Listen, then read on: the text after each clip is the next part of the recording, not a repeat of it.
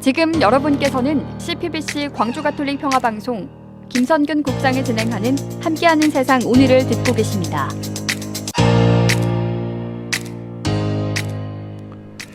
네, 젯팟, 쾌거, 대박이라는 말이 쏟아졌던 체코 원전 건설 사업에 대한 뒷말이 무성합니다. 도대체 이 상황이 어떻게 되는 것인지 오늘 경제 트렌드 따라잡기 코너에서 자세히 짚어보죠. 최유한 시사평론가 연결되어 있습니다. 평론가님 안녕하십니까? 예, 반갑습니다. 최유한입니다. 자, 먼저 이 체코 신규 원전 건설 프로젝트 어떻게 진행이 되는지 한번 서사를 짚어볼까요? 예, 체코 신규 원전 프로젝트는 두코반이라는 지역 그리고 테물린이라는 지역에 1200메가와트 이하의 원전 최대 4기를 건설하는 사업입니다. 체코 정부의 에너지 안보 강화 및 탄소 배출 감축 목표를 달성하기 위한 노력의 일환이라고 하는데, 일단 2029년에 착공을 시작해서 2036년쯤에 상업운전을 가동한다라고 합니다. 근데 총 사업비가 원전 한 기당 12조 원, 우리 돈으로 12조 원이라고 하는데, 모두 24조 원이라고 예상하고 이제 두 기니까 이게 더 늘어날 수도 있어요. 26조 원이라고 하는 데도 있고 30조 원이라고 하는 데도 있고요. 일단 지난해 7월에 한수원, 한국수력원자력을 포함한 팀 코리아가 체코 두코바니 지역 신규 원전 2기 건설 프로젝트 5, 6호기에서 우선 협상 대상자로 선정되었습니다. 그러니까 한국이 유럽 원전 시장에 본격적으로 진출하는 기회다라고 평가를 받았는데요. 2018년 한국수력원자력 그리고 대우건설, 두산 에너빌리티가 컨소시엄을 구성해서 팀 코리아로 들어갔는데, 이 체코 입찰에 우리 한수원과 함께 프랑스 전력공사 EDF, 중요합니다. EDF라는 회사와 미국 웨스팅하우스가 경쟁을 벌였어요. 근데 미국 웨스팅하우스가 자격 문제로 탈락하면서 한국과 프랑스 EDF 간의 양자 구도로 전환됐고, 우리나라는 대통령실 주도의 워룸을 가동해서 수차례 협의하면서 입찰을 적극 지원했고, 그 사이에 지난 4월 24일 프랑스 전력공사 EDF가 체코 반독점 사무소에 제기한 진정이 최종 기각돼서 우리나라가 그대로 본계약 절차로 문제없이 나가게 됐습니다. 그런데 계약을 5월 7일 날 하기로 했거든요. 그런데 원전 건설 수주 금액이 한 25조 6천억 원 정도 됐어요. 그런데 5월 6일 날, 그러니까 계약하기 하루 전날, 체코 브루노 지방법원이 프랑스 원전기업 EDF 두코바니 신규 원전 계약에 대한 집행정지 가처분 신청을 인용해버립니다. 네. 그러니까 본 계약 하루 전에 제동이 딱 걸려버려서 이거 뭐야? 다들 놀랬죠? 예. 정말 이 뉴스를 보고 굉장히 놀랐는데요. 체코 이 전력공사가 일단은 우리나라 대표단에 사과를 했다고요? 그러니까 이제 최종 서명 하루 앞두고 제동이 걸리니까 이게 언제 계약이 될지 기약 없이 미뤄지게 된 거니까요. 그러니까 체코 전력공사가 일단 최종 계약을 중지해야 한다고 한 체코 법원의 결정에 항고를 했다고 합니다. 그리고 EDF, 프랑스 전력공사를 상대로 일정 지연에 따른 손해배상을 청구하기로 했어요. 네. 그런데 안덕근 산업통상자원부 장관이 일단 거기 현지에서 열린 기자간담회에서 며칠인지 몇 달이 된지 최종 계약까지 예단할 수 없다라고 얘기했는데, 안 장관 그러니까 계약 체결식 참석하러 비행기 타고 가는 도중에 취소됐다고 얘기를 들었거든요. 얼마나 놀랐겠습니까? 그 체코 전력공사의 최고 경영자 CEO는 일단 중요한 사안인 만큼 법원이 신속한 결정을 해줬으면 좋겠고, 체코 측을 대표해서 한국 정부 대표단에 사과드린다. 아마도 이게 프랑스 전력공사 측이 유럽에 원전이 많이 건설되니까 이 EDF, 프랑스 전력공사가 같은 이제 유럽 쪽에서 원전을 짓고 외부에선 들어오지 못하도록 로비한 거 아니냐, 이런 말이 많습니다. 네, 사과는 사과고요. 일단 거의 국가 대 국가 간의 계약이나 마찬가지인데, 이 계약이 원만하게 좀 진행이 될까요? 어떨 무산이 될까요? 일단은 체코 신규 원전 2기 계약을 정부가 일단 승인은 했어요. 예. 7일날 계약하기로 했는데 그냥 못하고, 그래서 보니까 8일날 체코 정부 홈페이지에 신규 원전 계약할 수 있도록 사전 승인했다, 이런 나왔어요.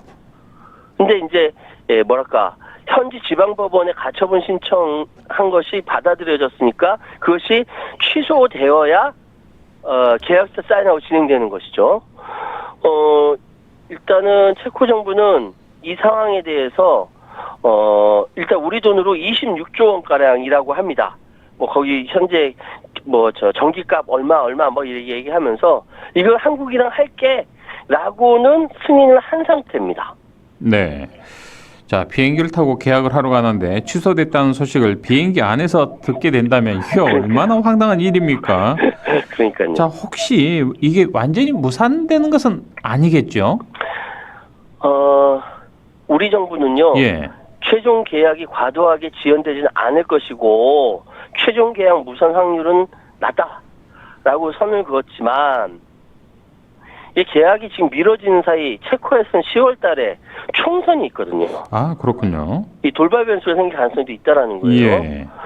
지금 2013년도에도 프랑스 원자력 기업 아레바, 그러니까 지금의 EDF라고 말씀드렸던 그 회사의 전신이에요.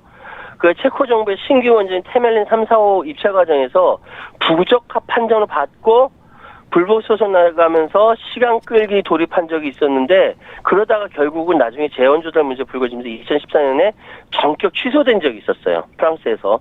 그러니까 체코 원전 가지고 프랑스에서 하다가 네.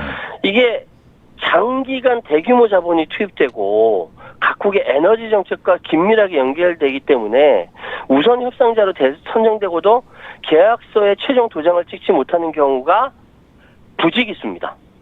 우리나라도 지난 2018년 영국 무어사이드 원전 수주전에 참여해서 우선 협상자 대상자 선정됐다가 그 다음 탈원전 정책 자금 조달 문제가 겹치면서 우리도 영국에서 이게 지위가 상실한 전례가 있거든요. 그래서 사실은 이번에 이제 이 체코 정부는 수년 동안 원전 사업을 재검토했기 때문에 한국과 이가 진행되는 계약이 흔들리진 않을 것이다라고 보는 전문가들이 많긴 합니다만 일단 체코 정부가 승인을 했기 때문에 뭐 취소까지 가지는 않을 것 같아요. 예. 자, 일부에서는 우리나라의 이제 정치 상황으로 인해서요, 정부의 대응이 미흡했던 것 아니냐라는 질책 어린 시선도 있습니다. 현지 체코 언론에서 예. 한국의 조기 대통령 선거가 원전 계획에 걸림돌이 될 수 있다 이걸 보도를 한 적이 있었어요. 예. 이게 지난 2월달 얘기거든요. 최종 계획이 연기될 수 있다. 무슨 체코 정부 국가 경제위원회에서 뭐 누구 통해서 이야기가 나왔는데, 그러니까 이제 윤석열 대통령이 그때 원전 수출 적극적으로 지지했는데 탄핵당해가지고 다시 조기 대선이 되니까. 예. 이 통상 원전은 주로 워낙 비용이 많이 드니까 국가주도 개발과 운영이 이루어지고 있거든요. 그래서 정부 대 정부 사업으로 인식되고 있습니다. 그래서 2009년 12월 달에 아랍에미리트 바카라 원전 수출 계약 때도 그때 이명박 대통령이 직접 가서 사인했던 것도 바로 이런 겁니다. 이런 얘기가 설왕설래 계속 나오고 있었고 현지 언론이 현지에 있는 한국 수력 원자력 체코 원전 사업처장 인터뷰에서 아직 확답 들을 수 있는 내용이 아니다 이렇게 얘기를 했는데 모든 상황 극복하고 다 정리가 돼서 이제 사인하러 가자라고 가다가 비행기 안에서 취소됐어요 하고 스톱된 거니까 정말 좀 황당한 것이고 제가 지금 방송 들어오기 전에 바로 들어온 그 속보가 있는데 이게 한전하고 한수원하고 1조 5,700억 원짜리 원전 관련 가지고 집안 싸움이 벌어졌어요. 네. 이게 이제 자칫 잘못하면 체코 원전 이거는 예전에 아랍에미레이트 관련된 원전 가지고 하청 주고 한전이 한수원에 하청 주고 진행하다가 싸움이 났는데 자칫 잘못하면 체코 원전에도 영향을 미칠 수 있다. 이런 이야기가 방금 보도가 됐습니다. 네. 중앙정부에서 이거 정리해야 되는데 이걸 못하고 있네요. 지금 중앙정부 자체가 컨트롤 타워가 지금 없는 상황 아니겠습니까? 없으니까. 참 답답합니다. 그리고 지금 이제 대선이 20여일 앞으로 다가온 상황에서 누가 선뜻 이걸 총대를 메고 책임지고 안 하죠. 예, 맞아요. 그러니까요. 나중에 또 책임 문제도 있을 수 있기 때문에요. 자, 어찌됐든 체코에서 우리 측에 이제 사과까지 하고 지연 피해 보상도 프랑스 측에 청구를 한다고 하니까 일단 우리 측에 귀책 사유는 아닌 것으로 안심은 되는데, 자, 여기서 또 한 가지 궁금한 게요. 미국의 원전 기업이죠. 웨스팅하우스와 한수원이 꽤 오랫동안 수송전을 지금 벌여오고 있지 않습니까? 네. 타결이 뭐 됐다고는 합니다만 영향이 아주 없는 것은 아닐 것 같은데 어떻습니까? 미국의 웨스팅하우스가 한수원이 개발한 한국형 원전 기술이 자기들의 원천 기술을 기반하고 있다고 주장하면서 소송을 제기했고요. 예. 한수원은 여기에 반박해서 그거 아니다. 이 기술 개발 과정에서 우리 한수원의 독자적 기술을 적용했다라고 주장을 했어요. 2년 넘게 계속 지식재산권 분쟁이 있어 오다가 지난 1월 달에 2025년 1월 달에 일단은 종결하고 합의를 했습니다. 그리고 미국 웨스팅하우스와 한수원이 그 향후 글로벌 원전 시장에서 협력하기로 합의를 했는데 문제는 구체적인 협력 내용을 공개하지 않았다라는 거예요. 네. 예, 그렇게 돼서 그런지 몰라도 지난 3월 달에 한수원이 그동안 공들였던 네덜란드 신규 원전 사업 수주 계획을 접었습니다. 이렇게 되면은 지난해 말 스웨덴과 2월 달에 슬로베니아, 3월 달에 네덜란드까지 다 접은 거예요. 네덜란드 정부가 분명히 로드맵 발표하면서 올해부터 원전 2기 건설 입찰을 진행하고 있었거든요.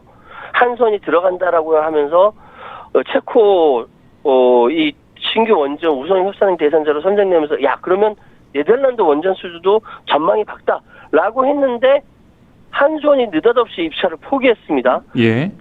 포기한 상태에서 미국 웨스팅하우스와 아까 말씀드린 프랑스 전력공사 EDF가 양자 구도로 진행된다라고 하는 거예요. 구체적인 협력 내용은 공개하지 않은 채로. 네. 희한하지 않습니까? 도대체 뭐가 뭔지 좀 정리가 안 되는데 스웨덴, 네덜란드, 슬로베니아까지 모두 포기했다는 것 좀 어떤 배경이 있지 않을까 싶은데요. 이해가 잘 안 되죠. 아, 그러니까요. 유럽은 한국이 노릴 수 있는 최대 원전 수출 시장입니다. 네. 지금 전 세계적인 원전 프로젝트는 총 186개가 가동 중인데 이 중 약 38%인 70기가 폴란드, 우크라이나, 루마니아 등 유럽 국가들이에요.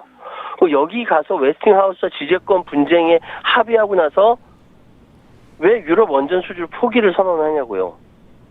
그러니까 웨스팅하우스와 협상 결과가 영향을 미쳤다는 지적이 나오고 양측이 웨스팅하우스와 한수원이 입 다물고 있는데 그러면서 유럽 수준 웨스팅하우스가 먹고 한국은 중동, 동남아 수주에 집중하는 식으로 합의했다라는 그런 분석도 있어요.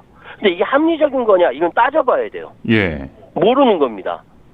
그래서 사실은 지금 스웨덴, 네덜란드, 슬로베니아를 모두 포기한 한수원에서 진행하다가 포기한 이 과정과 미국 웨스팅하우스와 이 서로 이렇게 합의해가지고 뭘 하기로 했다라는 이 부분 무엇이냐라고 알아봐야 돼요. 근데 보도 안 하고 있고 이게 정권 바뀌면 이거 어쩌면 게이트로 비화될 수도 있다라는 생각이 들거든요. 예.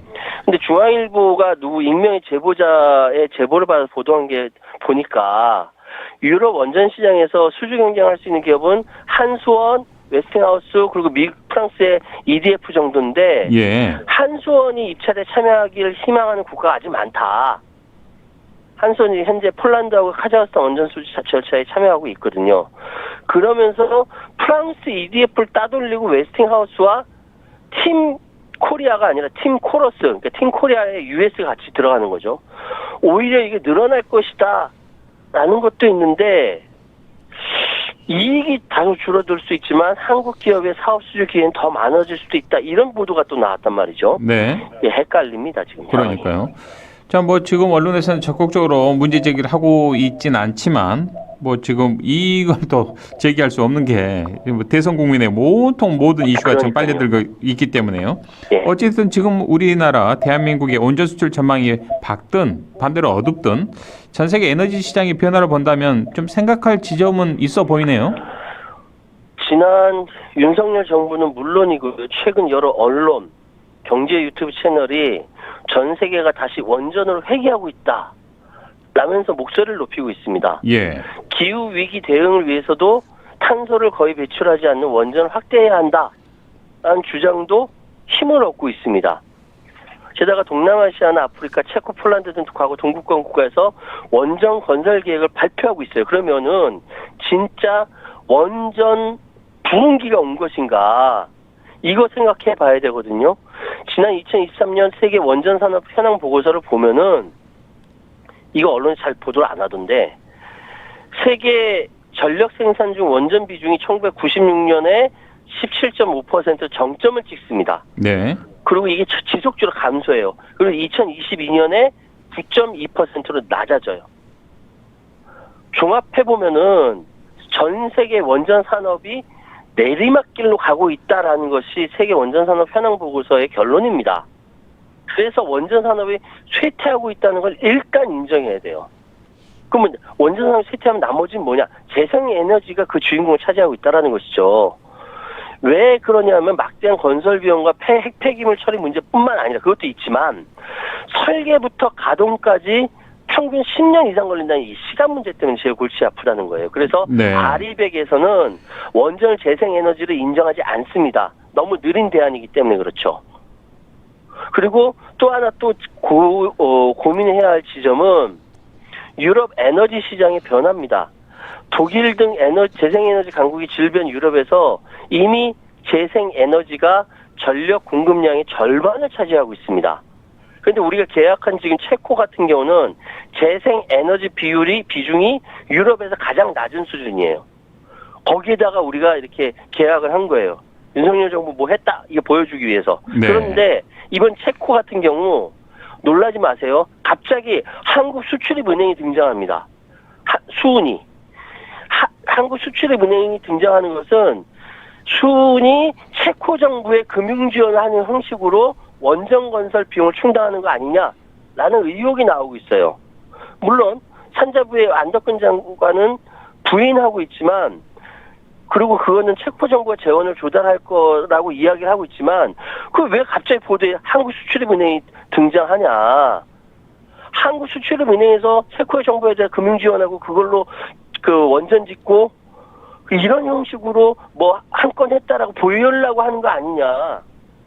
라는 의심이 드는 거죠.